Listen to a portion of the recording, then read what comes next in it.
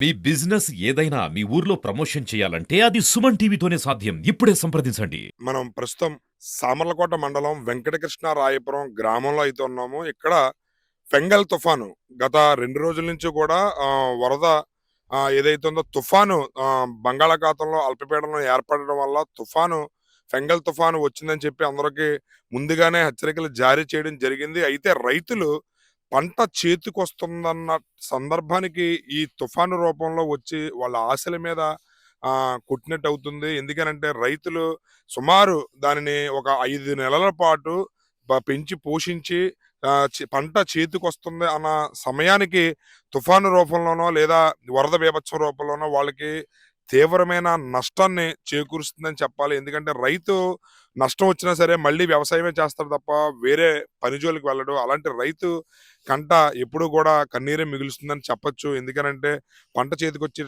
సమయానికి వాళ్ళకి మళ్ళీ ఈ ఫెంగల్ తుఫాన్ రూపంలో మళ్ళీ వాళ్ళకి నష్టం చేకూర్చే అవకాశాలు ఎక్కువగా కనపడుతున్నాయి. అయితే వాతావరణ శాఖ హెచ్చరికలైతే ఈ 3 రోజుల పాటు తుఫాను ప్రభావం ఉంటుందని చెప్పి కూడా తెలియజేయడం జరిగింది. ఇటు వ్యవసాయ శాఖ అధికారులు అయితే రైతులు కళ్ళల్లో రైతు ఏదైతే ఉందో వ్యవసాయానికి సంబంధించి వరి కోతలు కొయ్యొద్దు, ఎక్కడికక్కడ అలాగే ఉంచండి, 3 రోజుల పాటు జాగ్రత్తగా ఉండండి అని చెప్పి కూడా ముందస్తుగానే వ్యవసాయ శాఖ అధికారులు హెచ్చరికలు కూడా జారీ చేయడం జరిగింది.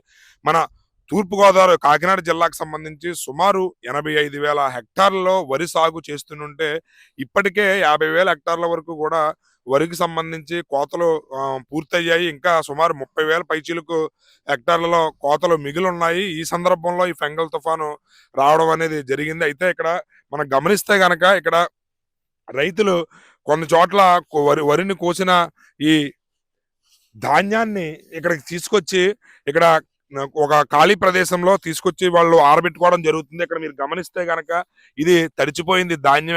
ఇక్కడ వాళ్ళ కళ్ళల్లో ఆరబెట్టుకోవడానికి తీసుకొచ్చిన ధాన్యం ఈ వర్షానికి, రాత్రి కురిసిన వర్షానికి తడిచిపోయిన ధాన్యం మీరు గమనించవచ్చు.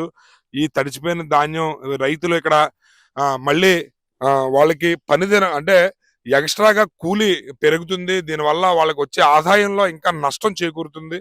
దీనివల్ల ఇక్కడ మీరు గమనిస్తే గనక రైతులు ఈ తడిచిపోయిన ధాన్యాన్ని ఆరబెట్టుకుంటున్నారు. ఏంటండి ఏంటి ధాన్యం ఆరబెట్టుకుంటున్నారు? ఏమైంది? తుఫాన్ వచ్చిందండి. తుఫాన్ వచ్చి మమ్మల్ని ఎలా చేసిందండి. ఏంటి మరి పంట చేతికొచ్చే సమయానికి పంటకు చేతికి వచ్చిందండి. మళ్ళా నిన్న మొన్న పుల్లి వాన వచ్చేసింది, నానిపోయిందండి. మరి ప్రభుత్వం ఏమన్నా ఆదుకుంటుందని అనుకుంటున్నారు? ఇంకా ఏం ఆదుకునేది ఏం తెల్లదండి. ఎంతవరకు ధాన్యం మీకు అంటే తడిచిపోయిందని అనుకోవచ్చు? మీకు కట్టపడుతున్నాం అంతేండి. 5 ఎకరాలండి. 5 ఎకరాలు కూడా సగం నానిపోయింది. మరి మీ పంట చేతికొచ్చే సమయానికి ఏదో వర్ష రూపంలోనో లేదా తుఫాన్ రూపంలో ఇలాంటి నష్టం వచ్చినప్పుడు మీరు రైతుగా మీకు ఏమనిపిస్తుంటది? ఏం బాధ ఏమనిపిస్తుంది. కూలీలు మామూలు కూలీలు పెరిగిపోతాయి. మాకు కట్టం తప్పదండి. మరి మళ్ళీ మీరు ఇంత నష్టం వచ్చినా సరే మళ్ళీ వ్యవసాయమే చేస్తుంటారు అంటే మీకు మాకు 2 పని ఏం లేదండి. ఇంకా ఇదే పని అండి. కట్టమని నష్టపని ఇంకేదండి. ప్రభుత్వం నుంచి అంటే మీకు ఏ విధమైన సహాయం కావాలని అనుకుంటున్నారు? సాయం చేస్తే మేము తీసుకుంటాం, లేదా మాకు కట్టమే. ఏం చెప్తామండి, మామూలుగా కూలి చెప్తారండి. కూలి మామూలండి. కూలి ఏం తగ్గదు, మామూలు పెరిగిపోతుంది. అంటే సాధ్యమైనంత వరకు ఆ కోతలన్నీ కోస్తారా ఇంకా మిగిలి ఉన్నాయా? ఇంకా ఉన్నాయండి. బ్యాలెన్స్ ఆలయాలు ఉన్నాయండి. మరి మిషన్లు ఆపేయారండి. వర్షాలు మనం దిగితే మిషన్లు దిక్క ఆపేయారండి.